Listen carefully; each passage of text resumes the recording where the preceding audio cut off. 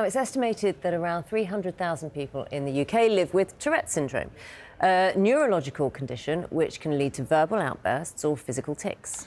Now, charities say that there are still misconceptions around the condition, and a new campaign has been launched to raise awareness. We're joined now by the actor Eddie Marsan and his son Blue, who has Tourette's, alongside Emma McNally, who is the Chief Executive of Tourette's Action. And thank you all three of you very much for coming in. Blue, can you start, if you don't mind, by just explaining to us how your Tourette's manifests itself, what it is? So I think I was first diagnosed with Tourette's at the age of around 4 or 5. The first one I had was sort of just I had to sit down and then just keep sitting down and doing repetitive movement over and over again.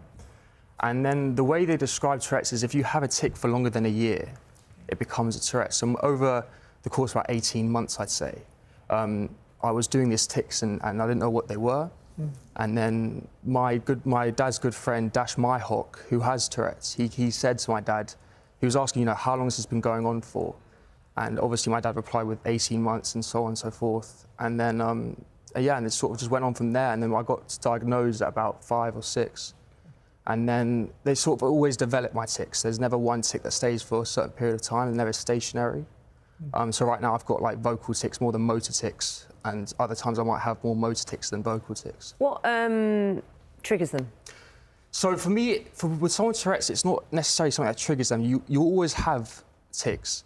But or makes them worse, yeah, maybe. Exacerbates them. It's like stress, or like extreme emotions. If you're angry or extremely sad. Exam stress. So exam stress is quite bad as well. If you're sitting in an exam, so I have a separate room because of the stress it has on me if I'm surrounded by 40, 50 odd children. Sorry. No, go on. I was just going to say, does that mean, for example, in an exam, because of you're trying to concentrate to control the tic, you actually can't do the exam really because you know... So actually, during last year we had these mocks before my A-levels, and my dad actually had to write my exam for me while I was speaking because I couldn't write and I couldn't type because I kept on having these Tourette's to delete words or rub out these questions or whatnot. And so yeah, he had to do all that for me. You thought you'd already been there and done it with your exams. Had to do it all over again. I left school at 15. I didn't have a clue what he was talking about. They literally We're just all like that with our kids. They're all way over our head, aren't they? Eddie, what was it like when you're a dad of a 4- or 5-year-old, and I suppose children do different things all the time. They're different personalities. When it was suggested to you by your friend, who lives with Tourette's? Dash is a campaigner for Tourette's. What did you think? Well, you don't realise it, do you, Emma? You don't when they first do it, because all children often have compulsive disorder. They often have things that they have to do, and you think that's just their personality.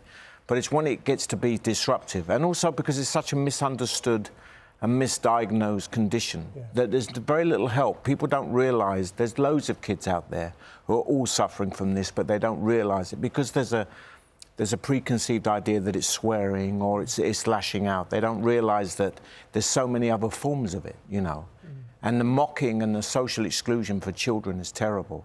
Do you think it's just as bad now as it was, say, when you or I were younger? Yeah, I think so. They say that people with Tourette's are 4 times more likely to take their own life than the general public.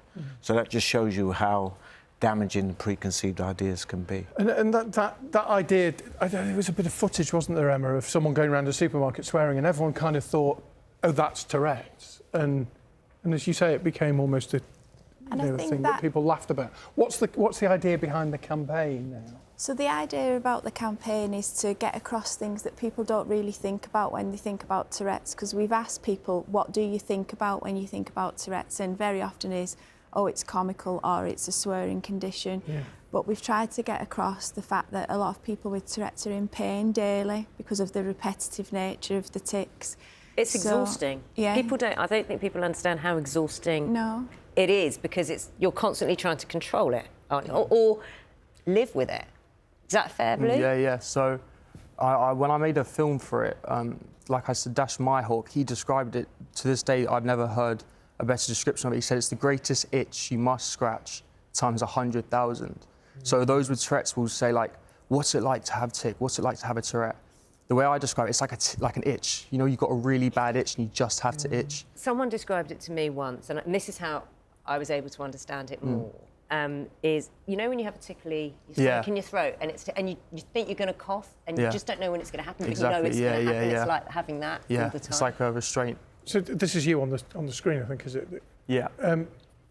How hard is it? Because I think you've been fantastic and a wonderful guest. And actually, with respect to the adults, we could have done the whole interview with you. How hard are you having to? You've never been so wanted, have you, Eddie? At the end of that. The reason actually why my tics are so good is I just finished a form of therapy called CBT, which stands for Cognitive Behavioural Therapy. And it's very common with people with Tourette's. And I did it with a psychiatrist at Great Ormond Street. Right. And we've been doing that for the last build up to my A-levels, because we knew obviously my Tourette's would be quite bad during the A-levels. So we just helping keeping it stable. And it's really worked. It's been really helpful. Emma, in terms of like the campaign, in terms of anyone who might be in your situation, I know it's your condition, but in Eddie's situation as a parent, when you're seeing a child and you're thinking, is this, I don't want to say normal because everyone's normal in their, in their way, but is this okay? Is this behaviour okay, or are they going to struggle? What should you do?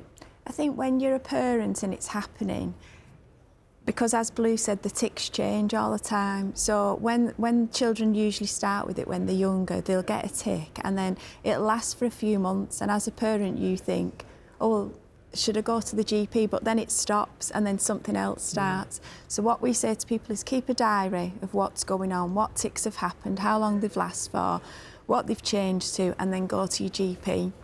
But the main problem at the moment is the lack of medical care that's available. So even when they do go to the GP, there's nowhere for them to be seen. That was something I read in here. You get diagnosed pretty much straight away because it's, I guess... Well, even not always. It depends what area you live in. If it's like a complete postcode lottery. On one consultation, they can give you a reasonably easy diagnosis, but then there's nothing. There's no follow-up. No. You're nodding, Eddie. Yeah, no, there's no follow-up. I mean, we were lucky because Dash had been campaigning for years and suffering for years, so he gave us so much information. But when we were living in the US at the time, when we came back to the UK, there was nothing. There was nothing to help you cope with it. What did you think as a parent when Blue was diagnosed? What did you think about when you think about society, how society treats him, or how he's going to be, you worry because, taking on the world? There's so many children who are not being invited to birthday parties, and there's so many kids who are sitting on a bench in a school playground. That breaks your heart, though, doesn't it? And it breaks your heart as a parent. Surprisingly, when I was in like the younger years, from years like 3 to 6, so I say when I was like 9 onwards, it started. You could see the real social exclusion bit where everyone's starting to find themselves a bit more, and they're building their own friendship circles and whatnot. And then you're sitting there with Tourette's and tics and making these weird noises, and you're thinking, like, why can't I be so-called normal? So yeah, it does hold you back a lot. And heartbreaking as a parent. It is, and also the other thing is a lot of children with Tourette's, and a lot of people with Tourette's, when they're out in the general public, they suppress them, and then when they come home, they suddenly it's like a sneeze that you have to let go of. They're more free to express their Tourette's and their tics at home. And has it been A-levels this summer? Yeah, I just had them. Oh gosh. Yeah. Well, good luck. When All the done. results come. All done. What comes next? Do you know? Yeah. So hopefully King's College. Fingers crossed. Well, yeah, you're a smart guy, obviously, if that's where you're going, so good luck. It's been lovely talking to you all. Emma McNally, thank you so much, CEO of Tourette's Action. Blue, pleasure talking to you. Thank you. And yes, you can claim that you have had more attention and more interesting than your dad, Eddie Marsan. Because, you know what, speaks for itself kind of thing. Sorry, Eddie. That's just my life, really. Thank you. Thank you.